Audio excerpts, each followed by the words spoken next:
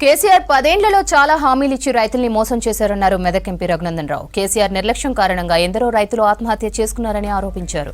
చనిపోయిన రైతు కుటుంబాలను కూడా పరామర్శించలేదన్నారు. భూసార పరీక్షలు కూడా చేయలేదన్నారు. అప్పుడు బీఆర్ఎస్, ఇప్పుడు కాంగ్రెస్ అదే విధానాన్ని అవలంబిస్తుందన్నారు రఘునందన్.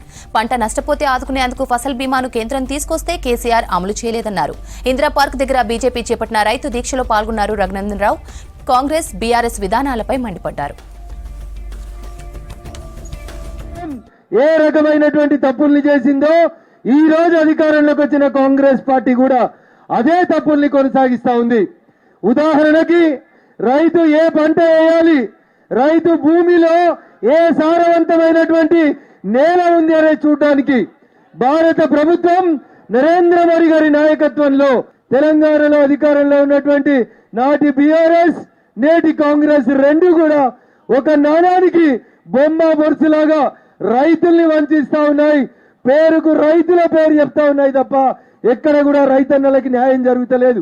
రైతు ఏడ్చిన రాజ్యం బాగుపడదు కాబట్టి తెలంగాణను ప్రయోగశాలగా మార్చి ఒక గొప్ప ఫామ్ హౌస్ ను కట్టుకొని ఎకరానికి ₹1 కోటి సంపాదిస్తున్నటువంటి చంద్రశేఖరరావు ఫామ్ హౌస్ ని స్వాధీనం చేసుకొని దానికి రైతు వేదికలు, రైతులందరినీ తీసుకుపోయి శిక్షణిచ్చేందుకు రోజుకొక శాసనసభ నియోజకవర్గం నుంచి రైతుల్ని ఫామ్ హౌస్ కి తీసుకుపోవాలి.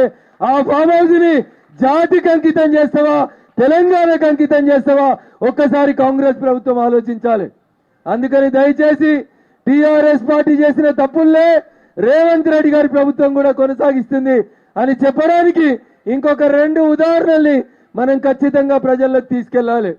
చంద్రశేఖరరావు గారి ప్రభుత్వం చెప్పింది ప్రతి నియోజకవర్గంలో ఒక నియోజకవర్గాన్ని సెలెక్ట్ చేస్తే 1,00,000 ఎకరాలకి నీళ్లు ఇస్తామని కాళేశ్వరం అనేటువంటి ఒక ప్రాజెక్టు పేరు చెప్పి 1,00,000 కోట్లు నాటి ప్రభుత్వం ఖర్చు